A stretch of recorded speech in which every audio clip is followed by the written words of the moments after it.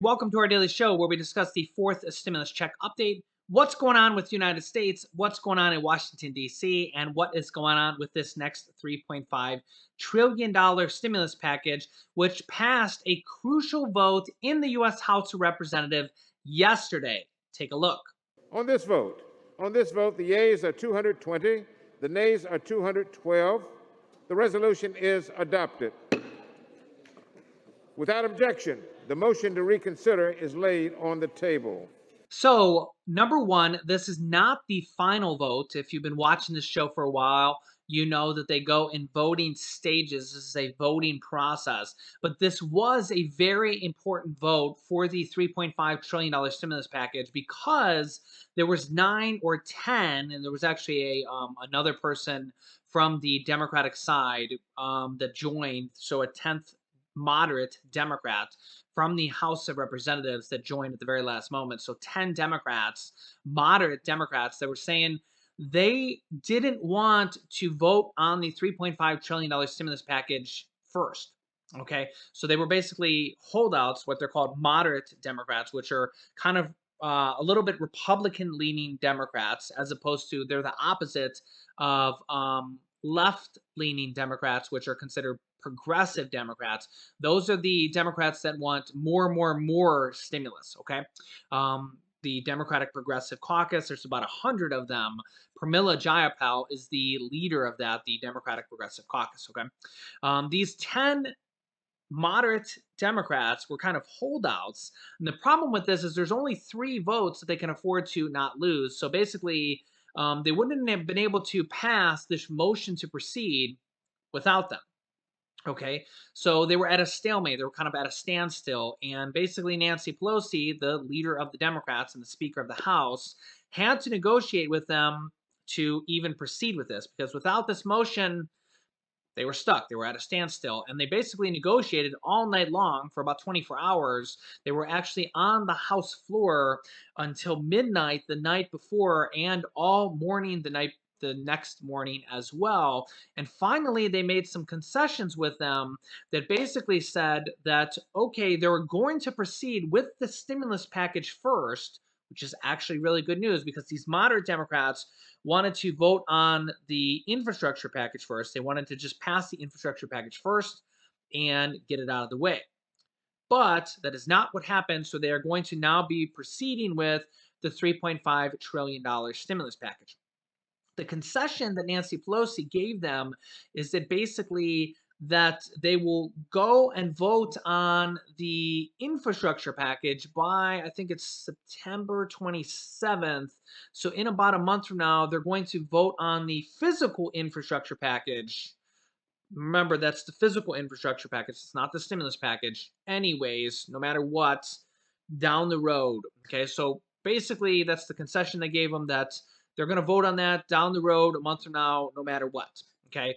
Here's kind of a little more information on pretty much everything that went down, along with an interview of Kevin McCarthy, the Republican leader of the House. Also, real quick, some big news on Capitol Hill. The House voting this afternoon to move ahead with President Biden's agenda that includes both infrastructure and voting rights. NBC News national political reporter Sahil Kapoor is on the Hill for us. Sahil, this procedural vote today was supposed to happen yesterday, but it was delayed because Democrats just couldn't get on the same page. How did Speaker Pelosi wrangle everyone together to make this vote happen this afternoon?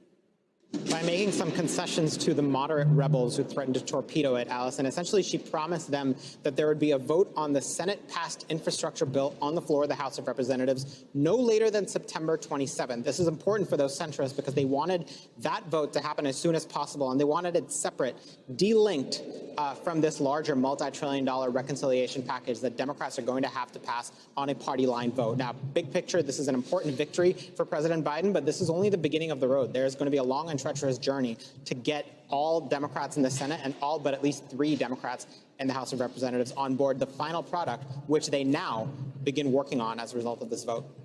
Sahil, earlier today, you asked House Minority Leader Kevin McCarthy if he'll whip House Republicans to vote against the infrastructure bill. What did he tell you?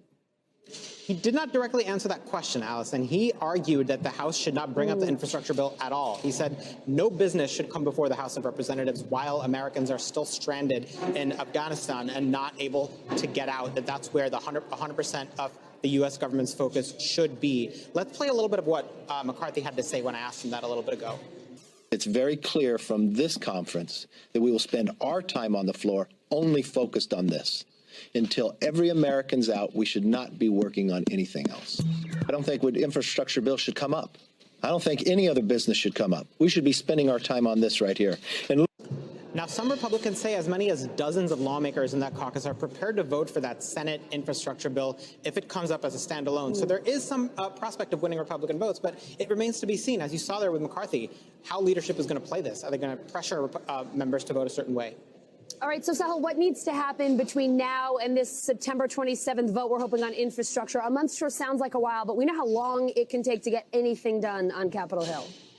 Well, a couple of things. So the Senate infrastructure bill is already sitting in the House of Representatives. All they have to do is put it on the floor, and it should pass. Now, the caveat is progressives have threatened to vote it down if reconciliation is held up. So to answer your question, what they need to do is get progressives to a place where they're content with the progress of that reconciliation bill. They insist. Three of them who I spoke to in just the last couple of hours, Alexandria Ocasio-Cortez, Cori Bush, Rashida Tlaib, all said that they would not be prepared to vote for the infrastructure bill if the reconciliation bill does not move in tandem. So that is the challenge now for Speaker Pelosi and the centrist Democrats, who secured their concession today, but they still have to get progressives on board to vote for the final product. And that means getting reconciliation to a place where those progressives are content to move it forward. Allison?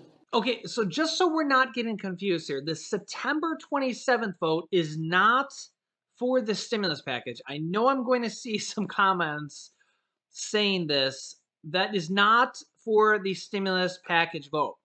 That is the deadline to start the physical infrastructure package vote, okay?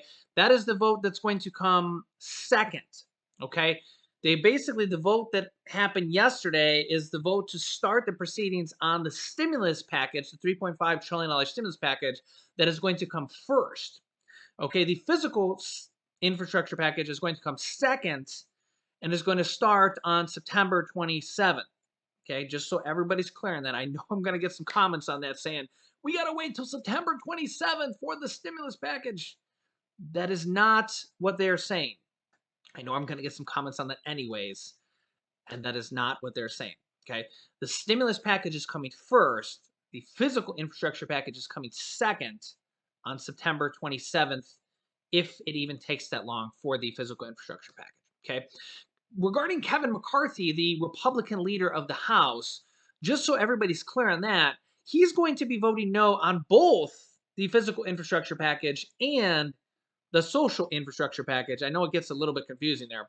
He's going to be voting both no on the physical infrastructure package and the stimulus package. Now, Mitch McConnell, the Republican leader of the Senate, he voted yes on the physical infrastructure package, and then he voted no on the stimulus package. But Kevin McCarthy is going to be voting no on both. So, of course, it only makes sense that he would say that we shouldn't be focusing on either. We should be focusing on Afghanistan. Of course, he's a Republican, so it only makes sense that he's critical of a Democratic president, just to be fair there. Also, he's also critical of both the physical infrastructure package and the stimulus package because he's going to be voting no on both of them. So he wants to delay both of those as much as physically possible because he's going to be voting no on both of them either way. He doesn't want either of them to pass. So when even the physical infrastructure package, which passed the Senate with both bipartisan votes, Mitch McConnell backed it. Kevin McCarthy says he's not in favor of that. So he's going to be voting no on both the stimulus package and the physical infrastructure package. And that's why you heard him say in the interview that we shouldn't be focused on either of them. We should be focusing on Afghanistan. So he's going to be voting no on both of them. So of course he's going to say that we should be focusing on something else. President Biden says that they're going to be sticking with the August 31st deadline for Afghanistan withdrawal, which is like less than a week away. So if they go past the August 31st withdrawal to withdraw anybody, Afghans or United States personnel or anybody from Afghanistan after 31st, they will have to negotiate with the Taliban after August 31st. President Biden says the U.S. is on pace to leave Afghanistan by August 31st. So lawmakers from both parties are pushing back on this August 31st deadline. saying here that, quote, there has been and remains an overwhelming bipartisan consensus that this cannot be done by August 31st, says Representative Tom Malinowski, who is a Democrat from New Jersey, a member of the House Foreign Affairs Committee, who served as a senior State Department official during the Obama administration, said following a classified briefing for House lawmakers. So, both Democrats and Republicans are saying that they don't think they can make it by the August 31st deadline, even though President Biden is saying for now that they're going to stick with the August 31st deadline, which is less than a week, for everybody to withdraw from there. Now, they could change this here in the last minute. They will have to negotiate with the Taliban or use force if it comes down to it. Now, the Taliban says that they will no longer allow Afghans to go to the Kabul airport for evacuation, a spokesperson says. The Taliban says Tuesday, let me zoom in here for you, that a group will not allow Afghan nationals to leave the country anymore and opposes an extension of evacuation flights. President Joe Biden has previously said he may consider extending the departure date past August 31st, but has yet to do so. More than 5,000 troops are currently on the ground in Kabul assisting with evacuation efforts. Now, regarding with what is going to happen here going forward with the next stimulus package. So this vote is not the final vote that has happened. We've seen the vote happen. It was 220 to 212. All Democrats voted yes. All Republicans voted no. If you've been watching the show, you know that literally that is exactly what I told you was going to happen. Pretty much, I feel like I have my finger on the pulse of what's going to happen here. So I kind of like led you down this path of, that was what was going to happen here. So now, what is probably going to be happening next is they're going to be writing this bill. From what I understand is that a large portion of this bill is already written. But now it's going to be coming down to the final phase of putting this bill together and then bringing it to the House floor.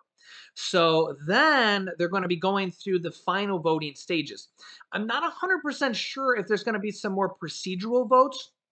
I haven't seen them announce that yet, but that could be the case. Sometimes with these procedural votes, they literally announce it and then they go through a procedural vote the day of. We'll have to see. There's not really a set amount of procedural votes for the reconciliation process, so I don't have a certain amount of number of procedural votes that I can give you. Because remember, we've seen in the Senate, even Chuck Schumer, if you remember, if you've been watching this show for a while, and if you're a detailed person, remember at the very end of the procedural vote they were going through in the Senate, they had a longer path and then they had a shorter path, if you kind of remember that. And they can go down different paths of longer paths or shorter paths. So sometimes there's different paths they can take with longer amounts of debate. They actually have certain amounts of debate they have to do by law. And they can actually do votes to cut down on the debate if they have unanimous consent and stuff like that. So this is kind of how the law works. They have checks and balances and stuff like that. So we'll have to see how the process goes. And the nice thing is that they have voted to put the stimulus package, the $3.5 trillion stimulus package, in the first spot. So that's the next thing that they're working on. It is going ahead of the physical infrastructure package, and that is what is going to be voted on in its entirety next. So the $3.5 trillion stimulus package is going to be the next thing passed in the House and the Senate, and it is exactly what they're working on now. From what I understand, a large portion of the bill is already written. We actually seen a tweet from Senator Bernie Sanders. Here it is from yesterday. He says, we're going to tax the wealth of these billionaires with the budget reconciliation legislation.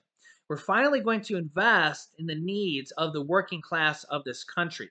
Trust me, I wrote the damn bill. So you can see here, he says he wrote the damn bill. So I'm going to take his word for it there that he has literally wrote a large portion of this bill. Now, what is in this bill, that is going to be the interesting part here. And that brings me to my list here. We can see these 4 green items have just been passed here within the last few weeks. The eviction moratorium that goes until October 3rd, that actually the Supreme Court is going to be ruling on here again to see if it's legal and if it's going to stay legal and stay until October 3rd. We'll probably be having a ruling here on that maybe within the next few days. Pause on the student loan payments for over 40 million people. Pause on payments, pause on interest, pause on garnishments, pause on anything, everything for student loans if you have federal student loans until January 31st. Over $8.8 billion of student loans have been forgiven for people with permanent disabilities, people that have had their student loans, their schools have defrauded them or their schools closed on them. Again, if you think you might be eligible for that, go to Google and type in student loan forgiveness and go to the official student loan page of the government and check it out. You might qualify for it. And as well as the 25% SNAP increase that is permanent that will start on October 1st. All 4 of those things, that alone, the SNAP increase is going to help 42 million people. The average amount is $36 per month, which is like $435 per year, every single year per person. That's almost a stimulus check, like a $600 stimulus check. It's almost that amount per person. Some people get more, some people get less. It depends on the amount of SNAP you get. Those were just passed in the last like 2 weeks. All these additional items in black are going to be up for consideration here with this next stimulus package. And remember, this next stimulus package is $3.5 trillion. $3.5 trillion. So we're really going to see what is going to be in this next package. Will the child tax credits that go out to 65 million children of $250 to $300 per month or $3,000 to $3,600 per year, will those get extended? Remember, those are only passed for just this 1 year. So will 65 million children continue to get checks past this year? Will there be adult tax credit checks, basically checks for adults? Will there be stimulus checks in this next package, or will there be an adult tax credit check? Either way, it's a check. Will they call it a stimulus check? Will they call it a tax credit? Either way, it's a check. We don't care what they call it, whether they call it a stimulus check, whether they call it a adult tax credit check. We really don't care what they call it. We just want people to get checks in their pocket. So either way, we want people to get relief. So the nice thing is that this next stimulus package will be the largest package ever. And we also know that Medicare is probably going to be in this next package for seniors. Bernie Sanders says about 75% of seniors do not have hearing coverage, dental coverage, denture coverage, and hearing coverage and hearing aid coverage. About 75% of seniors do not have that coverage, as well as lower the Medicare eligibility age to age 60. We don't know if they're going to lower the actual eligibility age to age 60. We're going to see if that makes it in this next package. Also, 2 years of free community college is expected to be in this next package as well. We're going to see what the eligibility is for that. Could the $25,000 home buyer credit also be included in this package? That is something that could be in this next package as well. Honestly, pretty much everything on this list could be in this next package, probably except for unemployment benefits. They have recently announced that unemployment bonus money will not be extended anymore past September 6th unless your state wants to extend it. If you're from a Democratic-run governored state, you could be in luck because if you're a Republican governor, well, your Republican governor is probably not going to do it. But your Democratic-run governor could do it. I'm just telling you guys the realistic state of things here, because all the Republican governors have already opted out of it, so we all know that they're not going to do it. I'm not picking sides. I'm just telling you the realistic state of things here. But President Biden says that the states can dip into their stimulus money from the third stimulus check package to continue the $300 per week bonus money or the extra weeks of unemployment money past the normal amount of state unemployment weeks, which each state has a normal allotment. I think each state has the normal 26 weeks. Each state could vary. But so Democratic governors could opt in for extra bonus money. We will have to see if any states do that. But I will keep you up to date on what stimulus items are going to make it in this next package and how quickly it's going to happen. Um, Now that the House has decided they're going to be proceeding with this next stimulus package first in the House of Representatives. So that's actually really good news. And they're probably going to be bringing the bill here pretty soon. So let me know your thoughts on this. I will keep you up to date with everything. New videos. Thanks for watching, guys. Click on one of those videos next, and we will see you in the next video. In the next video. In the next video.